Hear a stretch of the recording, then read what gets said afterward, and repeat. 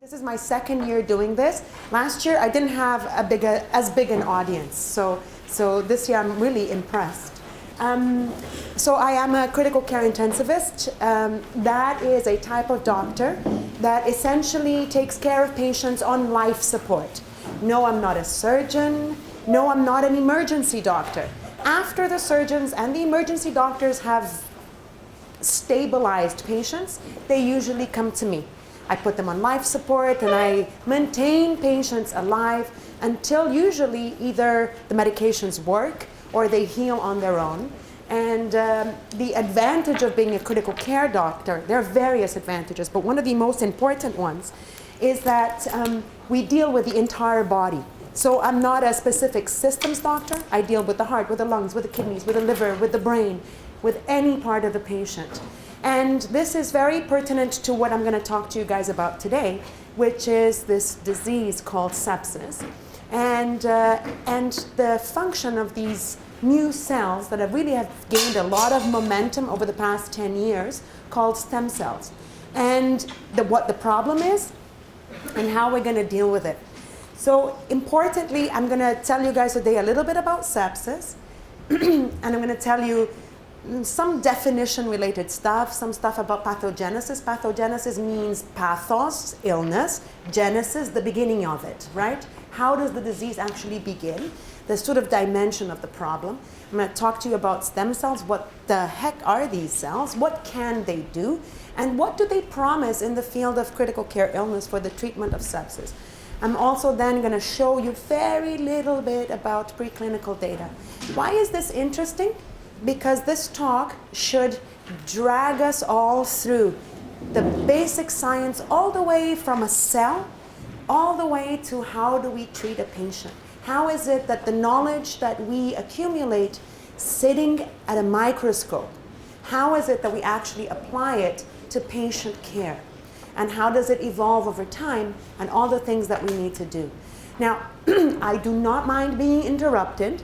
If you guys have questions, just raise your hand, let me know. I don't know the level of everybody, so it's entirely up to you. I'm trying to cover a lot of different bases. I see some people that probably know more about stem cells than I do, and other people that perhaps don't know as much. So if I say something that is not clear, don't go home without clarifying it. You either come talk to me before, after, during, and then we'll talk about it and make it sure that you guys understand.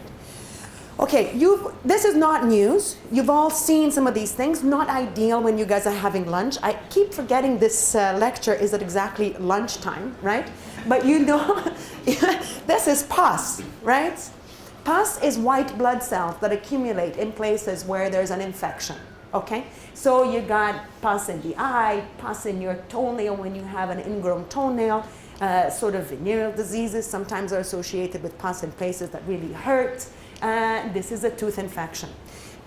Usually, when you have an infection somewhere, what happens is white blood cells go to that place and they secrete, they make all kinds of different molecules that cause inflammation. Inflammation, it causes swelling. That's the classic sign of inflammation. It causes the redness. The redness, why does it become red? Because there's more influx of blood into that area to take the white blood cells there.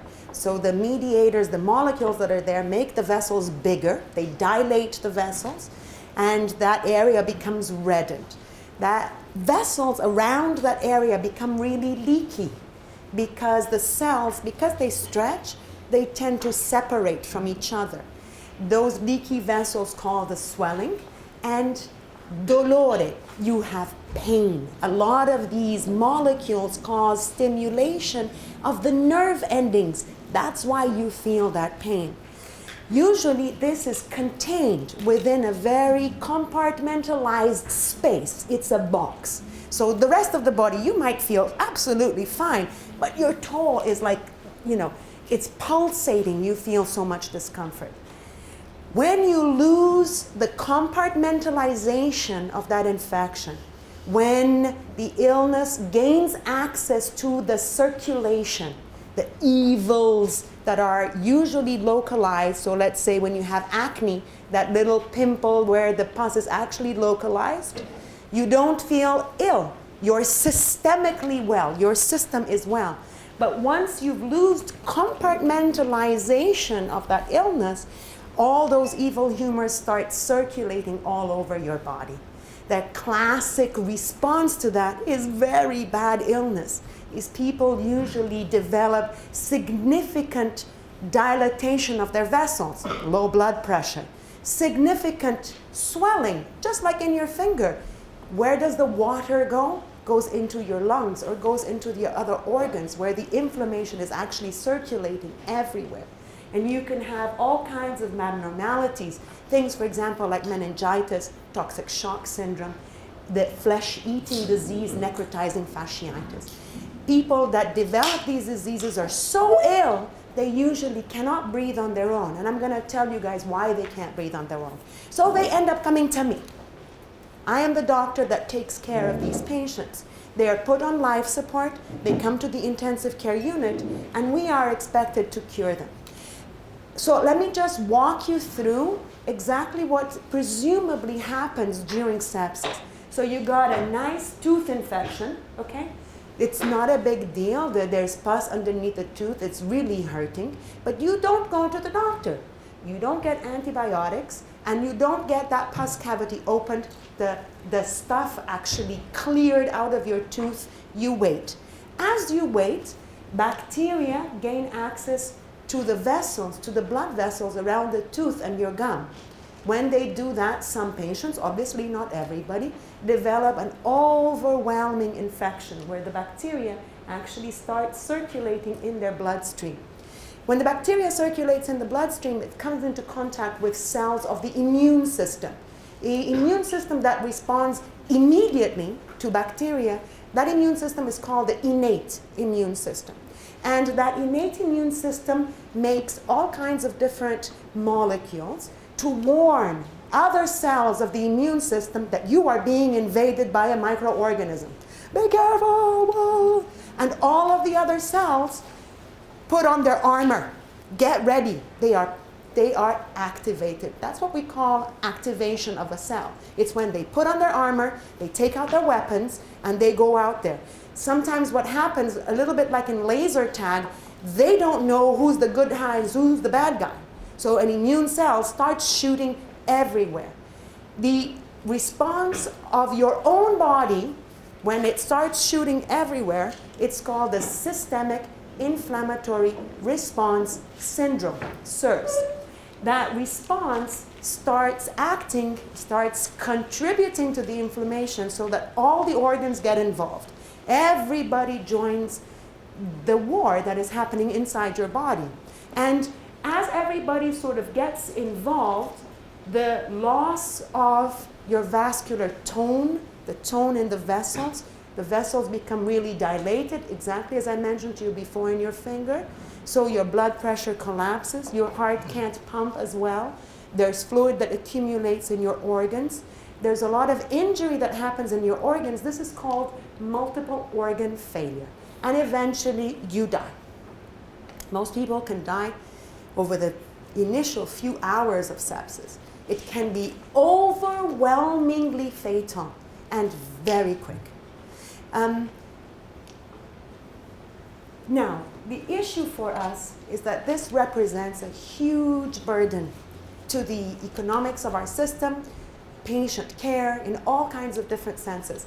Because currently, there are no treatments. The only thing that we can do is give people antibiotics, sit and wait. We have no special drugs. There are no chemotherapeutic agents. There is nothing that we can do to prevent the overwhelming organ failure that happens in the setting of sepsis. So sepsis actually can kill more than other diseases that have received a lot more hype, I guess, right? Things like stroke, cancer, or even heart disease. But the problem is, for some reason, people don't tend to run for sepsis, which is sort of depressing, right? It would be nice to know that people were actually interested in this.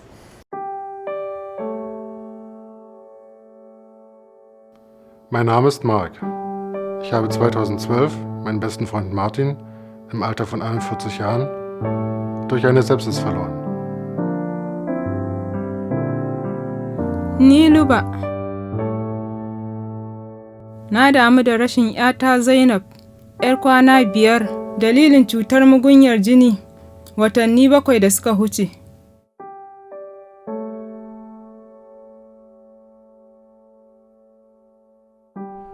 Меня зовут Игорь. Моя сестра Анна умерла от сепсиса, который явился результатом пневмонии. Ей было 58 lет.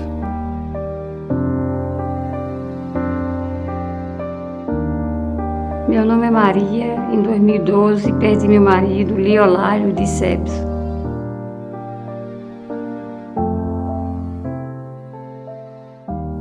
सुमन के पापा sepsis के कारण चल बसे जब मैं पापा को बहुत मिस करती हूँ। My name is Patrick. I contracted sepsis aged 9 months old, and as a result, I lost all of the fingers on my left hand, the second and third digits on my right hand, and my right leg below the knee. But I survived.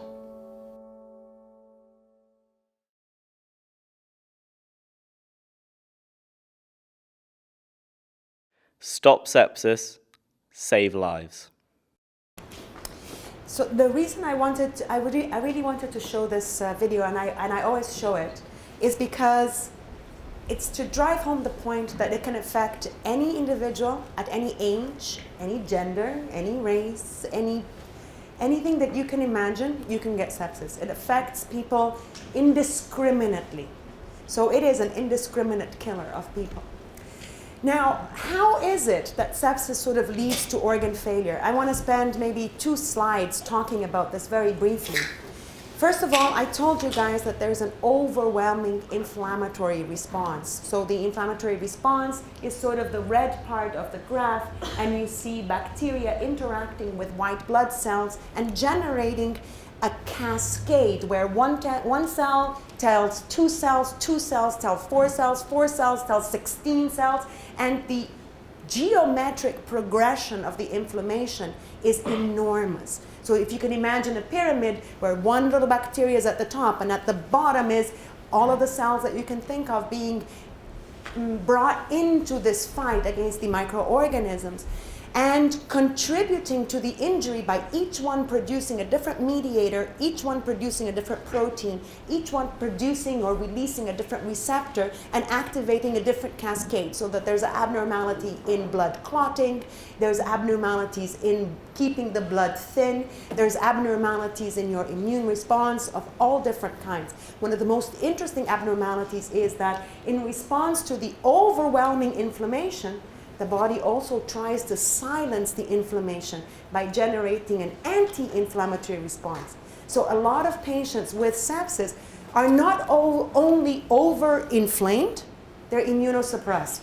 The complexity of it is fascinating, it's very challenging, very difficult to treat, because now you're dealing with both a lot of things going on and a lot of good things that were silenced.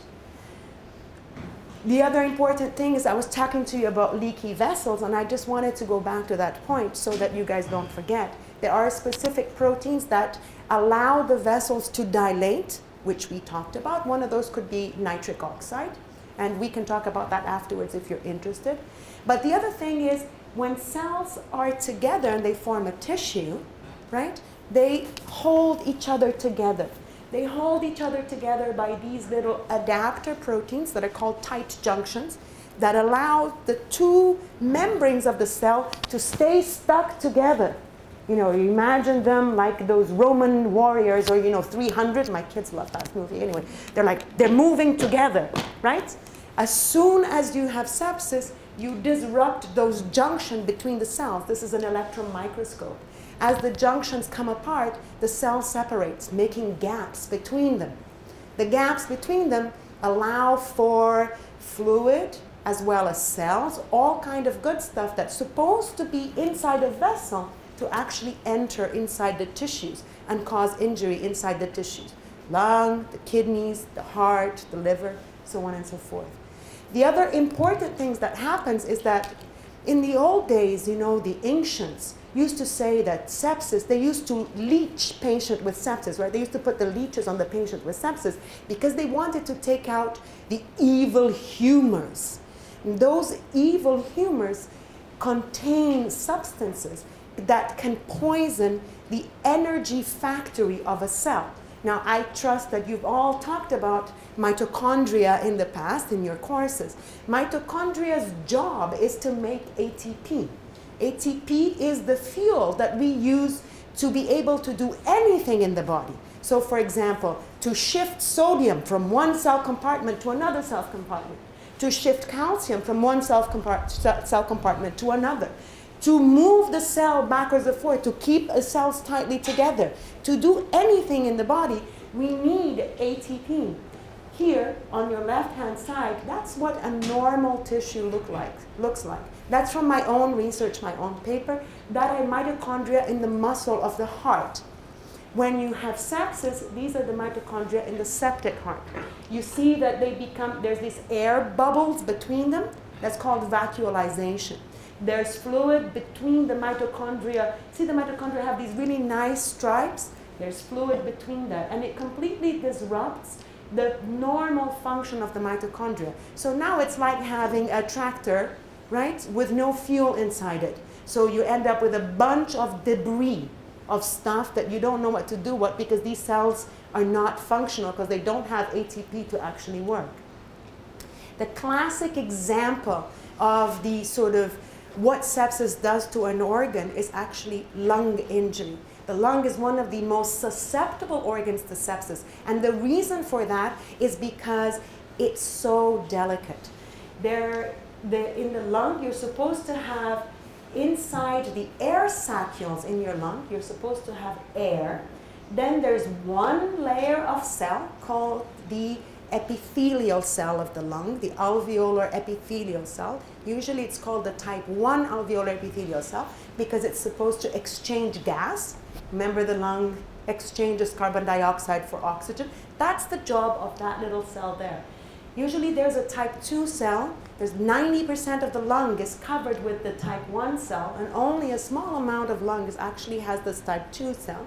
The type 2 cell makes surfactant, which is an important protein to keep the air sacules lubricated and ready to open and close at will.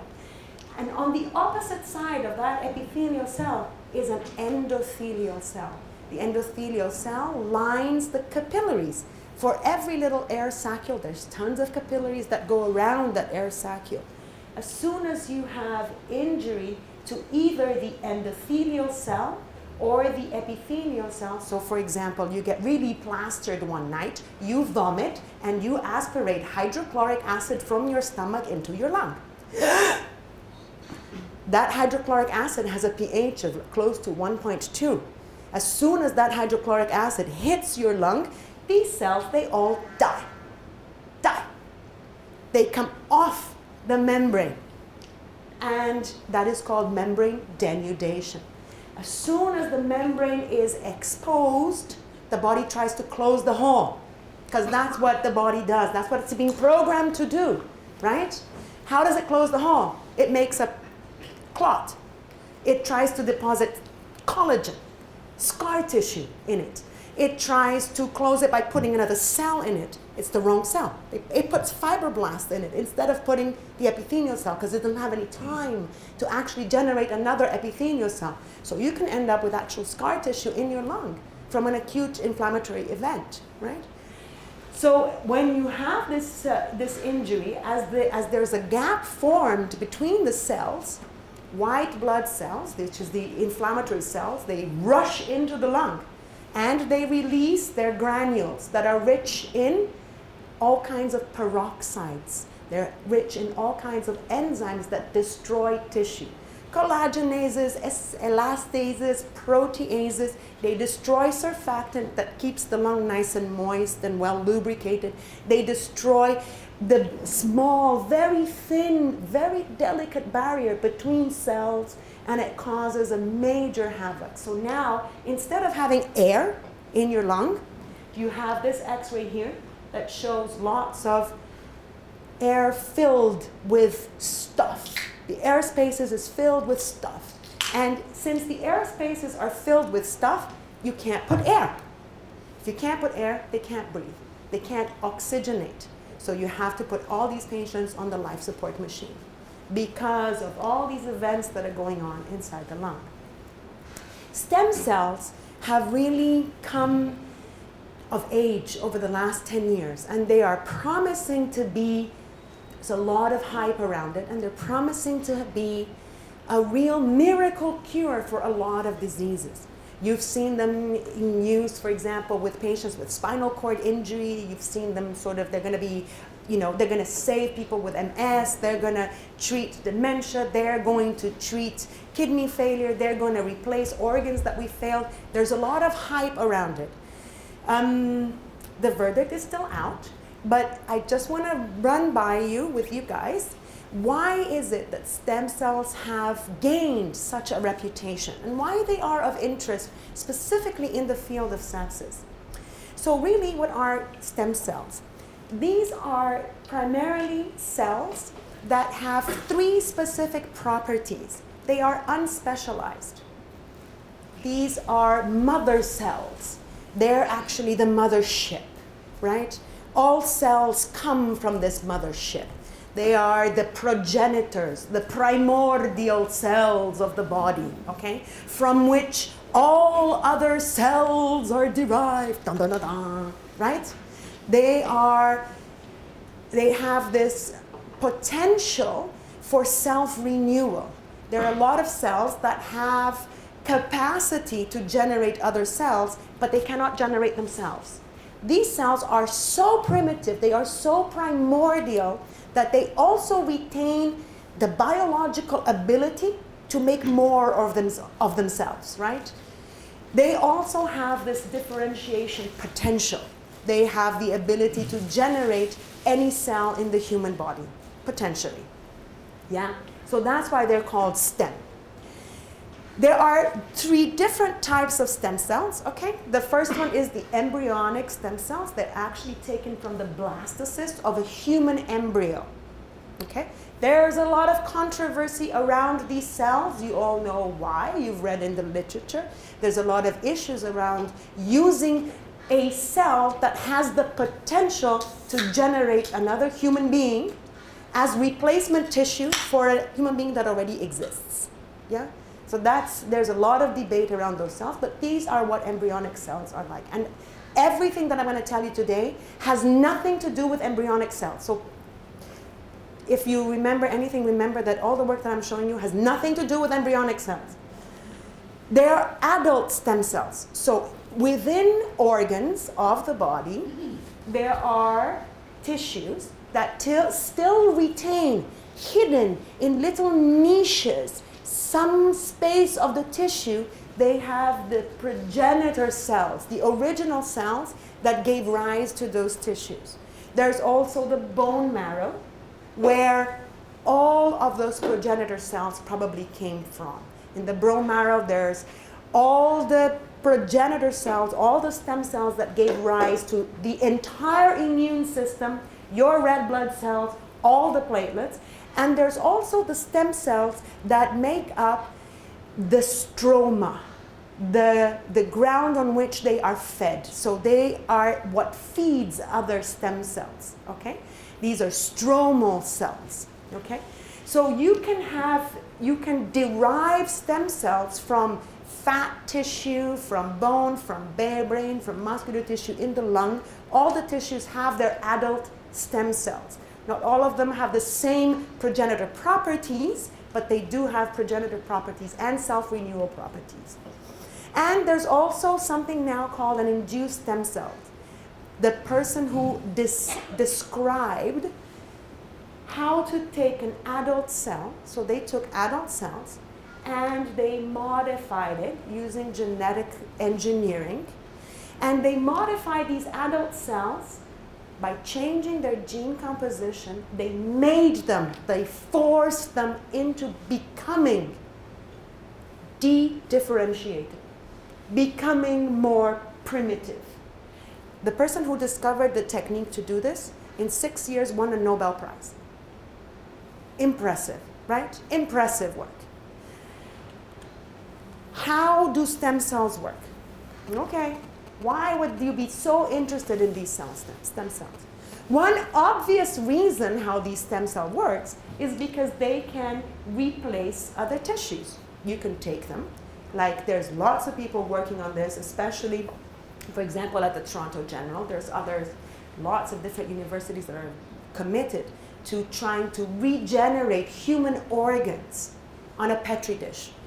So you're trying to regenerate the heart, regenerate the lung, regenerate the kidney, especially trying to identify ways in which we can perhaps make transplantation a better and easier thing to do, because you'd be taking cells from their own patient as opposed to taking organs from other people, right? So this is a huge field of stem cell research. It is called sort of regenerative medicine, and nothing that I'm going to talk about today has to do with regenerative medicine. I'm going to talk about another way that the cell works, okay? The other way that these cells work is that they empower other cells to do their bidding, right? They are mind control cells, literally. They tell other cells what to do. How they know what to say to other cells and how they actually do it is a very active field of research, and that's precisely where I'm working on. How do these cells communicate with not only cells of the immune system, giving them information about not dying, please don't die, preventing other cells from dying. Please don't become an inflammatory cell. Stop your inflammation nonsense. Please don't replicate. Maybe they don't say please, but dictating to other cells what they want to do. And they use a variety of different mechanisms. How do stem cells actually tell other cells what to do? The first mechanism is called paracrine, okay? Paracrine simply means that cells communicate to each other via messengers. And these are what? They're molecular messengers, right? They're proteins that they make, or receptors, or molecules, or some sort of chemical signal that they send. I send to you a chemical signal. For example, ants use pheromones as a chemical signal, right? So these cells communicate with other cells by creating a small environment where there's a chemical signal that other cells pick up, and they can tailor their behavior based on that chemical signal. For example, we tailor our behavior every time we go to the beach and there's a red flag, right? Oh, there's a red flag. You have been forewarned. When you arrive to a stop sign, there's a stop sign. We respond to visual cues, right? Maybe cells don't respond to visual cues, they respond to chemical cues, okay? That tell them what to do. Come here, go there, don't come here. It's a repellent signal or an attractant, right? So that they can tell cells exactly what to do. The other way that they can communicate with cells is that these stem cells release part of their membrane into these microvesicles. They make little daughter blebs, okay, that are made out of their plasma membrane. And inside these little vesicles, usually there's an information, there's something written in it. It's like a little secret message. It's like sending, you know, in the old days, you'd send a pigeon with a little message attached to it. So the other cell will pick it up, read it, and say, oh, okay, I can't die, or whatever it is that you have to communicate to the cell. The other way that cells can communicate, that these stem cells communicate with other cells, which is really interesting, is that they can actually hand deliver a message. So this is a really interesting paper that was published in Nature Medicine. These guys labeled mitochondria, and that's why I showed you the mitochondria story in the beginning. They labeled mitochondria red. And the stem cells with the red mitochondria sit on top of the lung cells, the epithelial cells. And over time, the mesenchymal, the stem cell, actually transfers the mitochondria into another cell through little tubules. They're called nanotubules. So it's like a projection from one cell to another, where the stem cell actually delivers genetic content from itself, mitochondria, to the recipient cell. And when it does that, it actually reconstitutes the mitochondrial function in the recipient cell.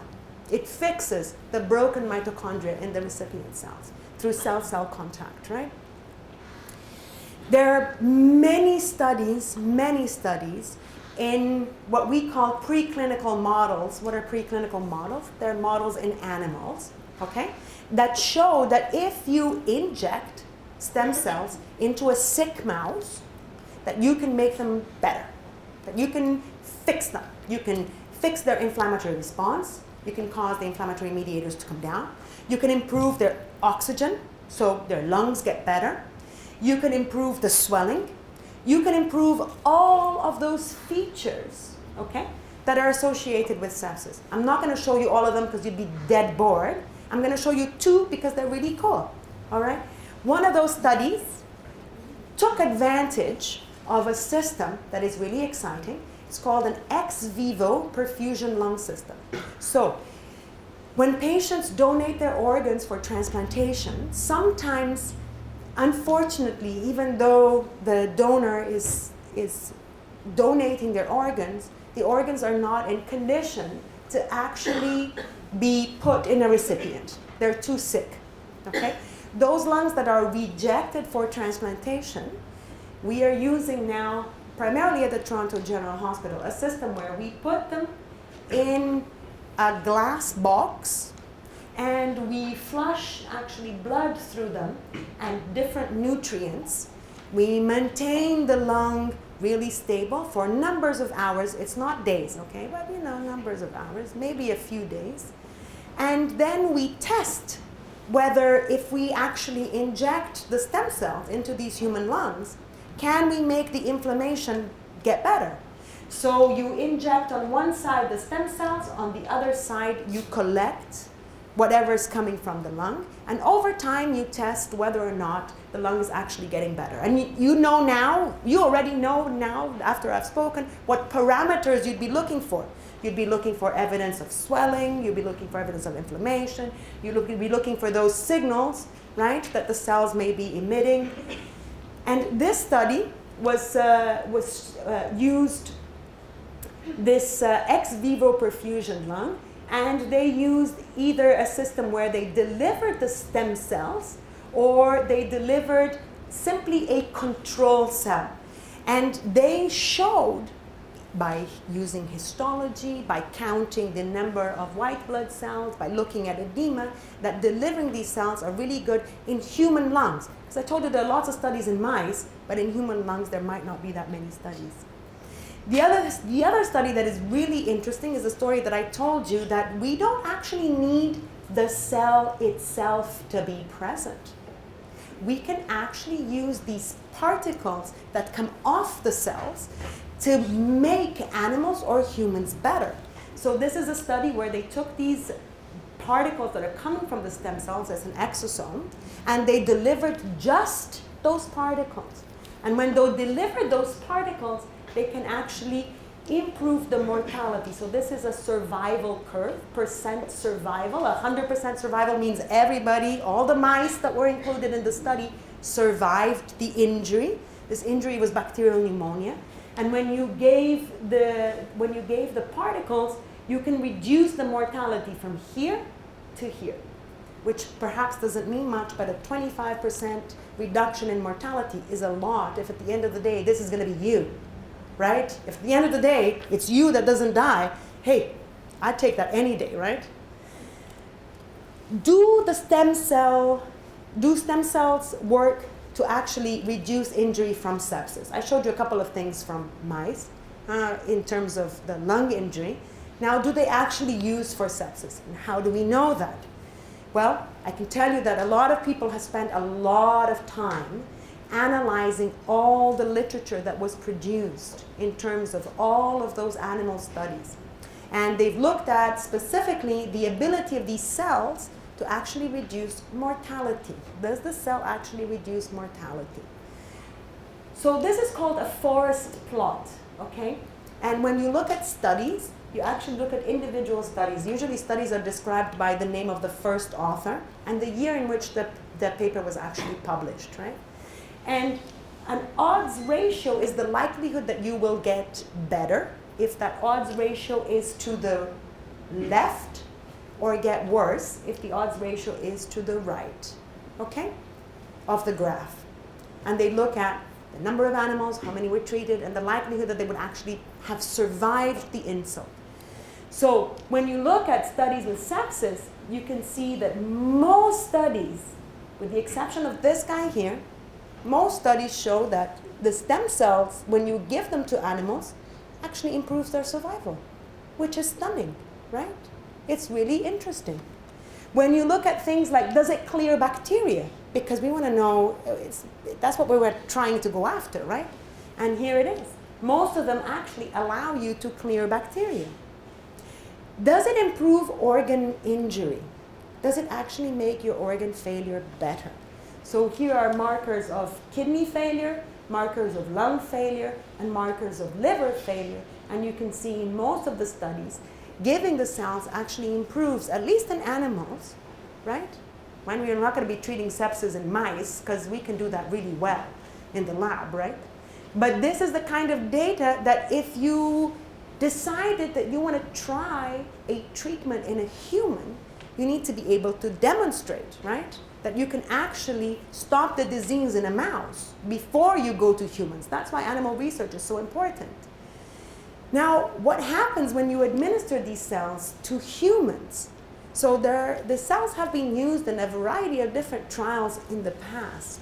And you can imagine some of the questions that us as investigators would ask if we really wanted to treat patients. If we really wanted to inject, transfuse patients with stem cells, what are the things that we would be thinking of? First, that when you give it, you won't have an acute reaction to the cells, right? Like a transfusion reaction. And these cells are really cool because they lack self-antigens. What are self-antigens? They're little signals that a cell wears to say, I belong to this team. When you play soccer, when you play it's the jersey, okay? It's the jersey cells wear. So these cells don't wear a jersey that is a foreign jersey. So you cannot identify them as foreign. They don't have MHC class 1 antigens, okay? That's one potential, okay? The other thing is, if you inject the cell, is it possible that the cells are going to be all sticking together, form a huge clump of cells, so that when you inject it into a patient, it just blocks something, and you go, that's it, I'm sorry, it died, big block of cells. Went to my heart, went to my lung, whatever, I'm dead. So you really want to be really careful that you don't have an acute embolic phenomenon. The other thing is, I told you these cells are anti-inflammatory. They can reduce all the inflammation, they can get rid of bacteria, they can get rid of the swelling, they can get rid of the inflammation.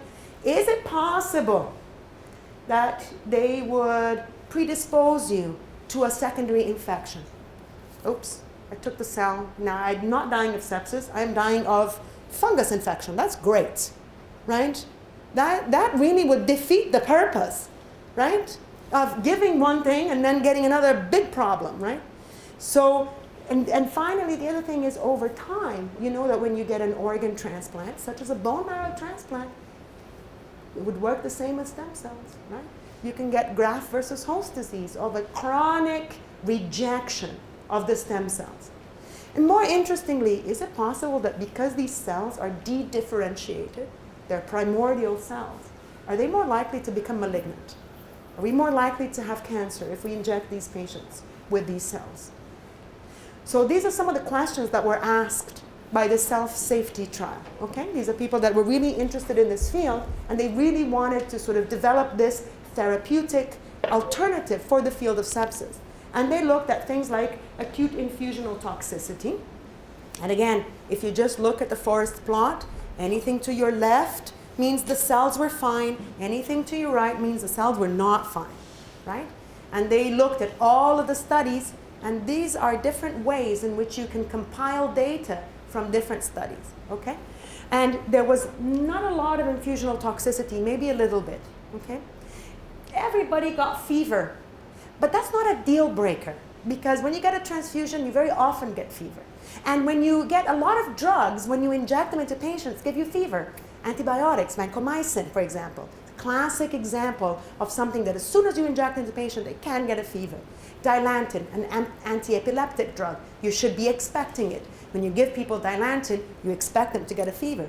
Chemotherapy, when you give patients chemotherapeutic agents, you expect them. So it's not a deal breaker because it's not considered a life-threatening side effect, right? A life-threatening event. You just give people Tylenol, and that should be enough to protect you, right? Then they looked at things, for example, like cardiac arrhythmias. Can you imagine? You inject the cells, you're all happy because you're going to save them from sepsis. Next thing you know, they're in ventricular tachycardia, some sort of arrhythmia, and then you can't get them out because the cells sort of filtered their way into the heart, and there you are. Big trouble. They didn't really find that that was the case. What about any kind of other cardiac dysfunction? There's one study that did find some cardiac dysfunction, but that was a very special study, and I can talk to you guys about that later. They looked at things, for example, like GI troubles, like stomach problems, and things like kidney dysfunction. And they really did not find that the cells, when you deliver these cells, that you actually get a lot of dysfunction. This is human data, by the way, okay? Infection was really important parameter of whether these cells are safe to use in a patient, right? They did not find a change in infection. What about death? Did these cells actually change the likelihood of death? And look at that. It may actually improve outcomes. It may actually help people not die, for lack of a better way to express that, right? Tumor malignancy. There's one study here that sort of looks a little bit suspicious. That study is the same study that had a lot of other problems, so perhaps not the best study to look at, but it's important to keep that in mind. Now we have completed, I say the community of critical care intensivists looking at the use of stem cells for the treatment of either sepsis of acute or acute lung injury, okay? When I say we, I mean the royal we. We and all the people who are really interested in this field, right? This guy, Michael Mathey, works in San Francisco, and he's finished the first phase 1 trial. Phase 1 trial is what? Phase 1 trial is a trial that looks at safety only. So the goal of the trial is not to demonstrate that the cells are better than placebo. The phase 1 trial is only to demonstrate that the cells are not going to kill anyone.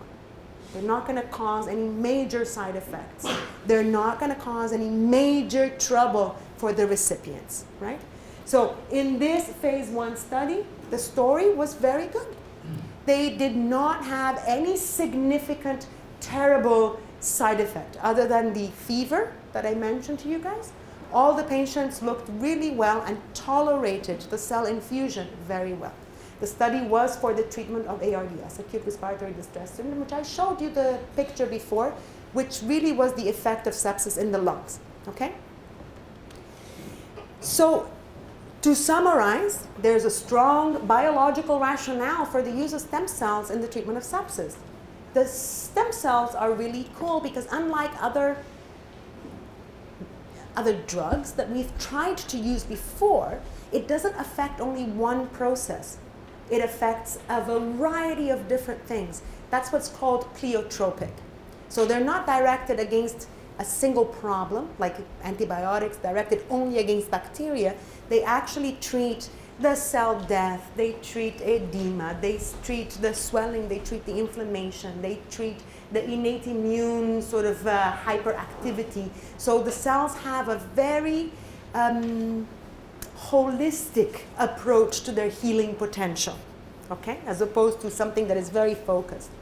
They can modulate the host response. That offers a lot of opportunities for therapy, and because they work by telling other cells what to do, they can be manipulated to say it louder or lower or say some things more than others, so that their potential for therapy is manipulatable. right? The scientists can potentially optimize these cells for the specific job they want the cells to do, right? As opposed to just taking them for what they are. And as such, we are doing the first human trial in sepsis. Very, very exciting, very slow.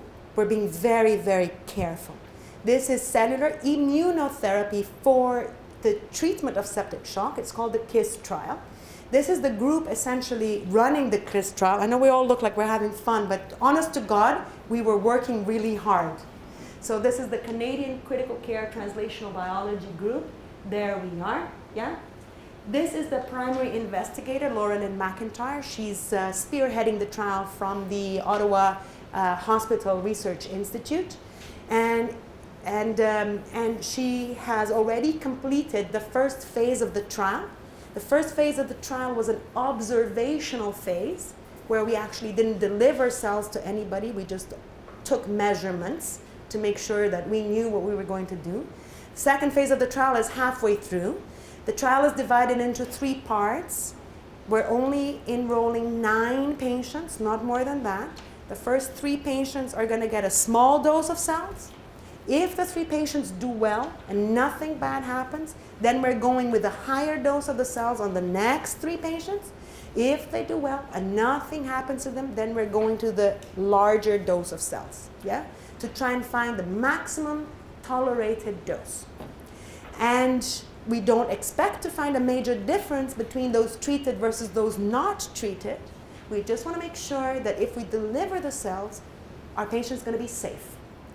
Is everybody going to be safe and the cells are not going to cause any major problems? If so, then you go to a phase 2 trial. They've already received funding for the phase 2 based on the preliminary results for the phase 1. So it's very exciting. And of course, this comes on the shoulders of many years of research where stem cells have been used for the treatment of a variety of different diseases, such as acute myocardial infarction, such as graft versus host disease, etc., etc. Okay? I have some stuff afterwards that I've been asked to sort of present to a different group, sort of the promise and challenges of stem cells. So if you guys want, let me know and I can send this to you. Also, if you want more references about this, because this is really exciting and this is where the future is sort of going in terms of what we're doing for critically ill patients, there are a lot of really cool videos at our CIRC site that you can access through the St. Michael's website. And you can see what everybody is actually doing at the Center for Critical Illness and Injury Research, okay? And finally, nobody interrupted me, which means I was either fascinating or it went, hopefully not. Hopefully it was all clear and not particularly difficult to understand. So do you guys want to ask some questions? Please, go ahead. What are the greatest risks of stem cell transfusion other than acquiring fever? So as I mentioned to you, some of the greatest risks other than acute infusional toxicity, you have things, for example, like an acute arrhythmia, a change in the cardiac rhythm. You have things, for example, like what is called an acute embolic event. The cells can aggregate, can stick together, form a bolus of cells, and get stuck. The place where we are particularly worried that they might get stuck is in the pulmonary vasculature. It's called the pulmonary embolus. Maybe some of you guys have heard about this in the news, or when you have a pulmonary embolus, the blood can no longer go to the lung, so you acutely block the flow of blood into your lung, and that can be fatal, right? You are concerned with things like acute fever reaction, as I mentioned to you. You are concerned with graft versus host disease, which would be a long-term reaction to the transfusion of a foreign cell into your body. You may be concerned with things like immune suppression, because these cells may have the potential to immune suppress a patient, although we really have not seen them in more than 10 to 15 years of research. Really haven't seen that. But those are some of the critical, important effects of the cells that we are concerned with. Yeah. Thank you for speaking to us today. I was just wondering if there's any way to predict if sepsis will occur after an infection. That's a great question, and there's a lot of research going into that, right? Because you can well imagine how important it would be for the healthcare system when you see somebody in the emergency department to know who will progress and become really sick and develop septic shock, and who you can literally send home. There are various clinical, biochemical, and some molecular markers that we use to hint at that, right? We don't have a definitive marker.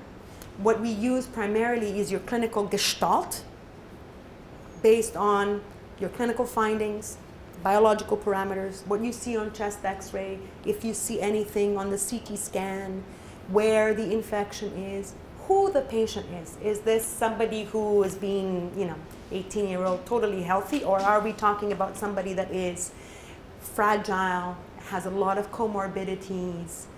And there are also parameters in terms of more advanced biomarkers. The whole biomarker story for prognosis or response to therapy, which is the other field that is of particular interest in the field of sepsis. Like once you treat somebody, how do you know they're going to get better, right? So response to therapy. Those areas are very active areas of research, and the answer, I'd like to say, yeah, we got this really great. We don't. We still have to use a variety of different data points to try and make the best possible estimation of where a patient will go. There was that weird trial, the outlier that you showed us. What made that trial so much more different from the others? Well, it's the patient population that was included in the trial. They were more fragile, they were sicker, they had a lot of other comorbidities, and the indication for the cells perhaps wasn't as strong.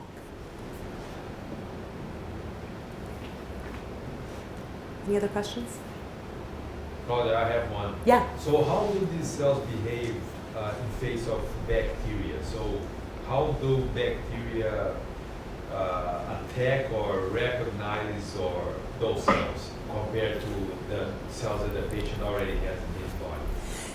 So that's an interesting question, and it sort of speaks to something that I didn't speak about today, which is, for the most part, these cells don't themselves do the work, right? They don't do the work. They tell other cells what to do. So when you're asking me how do these specific cells respond to bacteria, one thing, they recognize bacteria. So they have receptors on their membranes that recognize a bacterial particle. Bacteria have all kinds of different particles that can be recognized. I don't know how much you guys know about particle recognition in bacteria, but things, for example, like lipopolysaccharides, which is lipids that are glycosylated, there are saccharide moieties attached to them. Bacteria cells recognize these lipopolysaccharides. Lipid A, cells recognize this lipid A. And these cells, these stem cells, also have this intrinsic ability to recognize cell viruses, fungi, and other internal cell-derived injury mediators, for example, cellular debris, leftovers from cell necrosis.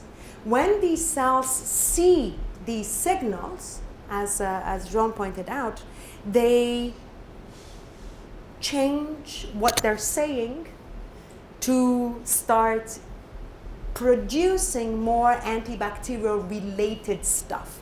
So if you would compare them, their stimulation with a viral stimulation versus a bacterial stimulation, the products that the cell would produce in response to either virus or bacteria would be slightly different, and presumably would allow the bacteria to tailor the immune system to respond specifically to that insult of interest, to the insult that is relevant at that time. And that's why they're so powerful. Because one of the questions you guys didn't ask me is, what if you put a cell into somebody who's not sick? What if you made a mistake? You never made a mistake. You think somebody's sick, they're not sick. You put the cell into somebody who's not sick. If you put the cell into somebody who's not sick, they tend to do nothing. They do nothing. They don't come in contact with anything that would make them do anything. So in all of the experience that has been built in the literature, by injecting cells into healthy humans or healthy animals, they don't tend to do anything. They only do something if they see there's something to do. I wish I could say they're like the United Nations, but I think I'm not at all. Right? Not at all. So that's very interesting, right? And that sort of gives us a lot more confidence to feel that if we do deliver cells to perhaps patients that are not that sick, we're not going to do any harm. Because you know that the primary goal for physicians is if you can't do somebody good, you do no harm, right? Do no harm. I don't know. Did that more or less answer? Yeah. Any other questions? Yes. Would those cells die, or would they just? Yeah, that's you know that there is crazy research after that, right? Do the cells die? After you inject them into a living organism, can you find them? The truth is, yes, but over time, they disappear completely. The question you asked me is an even more complicated question because you asked me very specific. You said, do they die? They disappear. Whether they become other cells, whether they get eaten by other cells, whether they get cleared from the body other ways, whether they die, remains a little bit of a mystery. I can tell you that if you inject these cells into the jugular vein, which is where most people are injecting these cells, okay, you get a jugular venous line, and we're injecting the cells through the jugular venous line. That's why the concern with the lung, because the jugular venous line goes straight into the right heart and straight into the lungs, right? After about 2 to 4 days, around 96 hours, it's really hard to find them. The thought is that initially they get entrapped into the lungs because of the sinusoidal architecture of the lungs, okay? And over time, poof, they disappear. Some of them may go to the spleen. There's some literature that suggests they were able to pick up these cells in the spleen as well. But where they go and what actually happens to them, even when you use labeled cells or genetically traceable cells, right, has been very hard to find them. So I don't know. That's the long answer for the short answer is I don't know. Yes? If they disappear, has there been any studies that do multiple treatments? That's also a very excellent question, because one of the issues, of course, is you may not get an immune reaction the first time round, because your immune system has never seen that antigen before. But what happens when you see it again? Because you decide 4 days later that your patient is not well enough, so you're going to give them an extra dose of the cell, right? We do this in transfusion medicine all the time, right? You get transfused 1 unit of blood, you check the hemoglobin is not up yet, you give another unit of hemoglobin, right? Can we do the same thing with the cells? There are not been a lot of studies that have looked at more than one infusion, and everybody has shied away from doing that, specifically because of the concerns with immune reaction to the cells. And perhaps sort of the burden of the inoculum, the more you give, the more likely you are to perhaps have an important side effect. There's really not a lot of literature on that at all. Yeah? I think you can ask her afterwards. Is that okay? Okay, sure. Because we gotta leave this room. Okay. Is that okay? Thank you guys for your Sorry to attention. interrupt. You guys were good.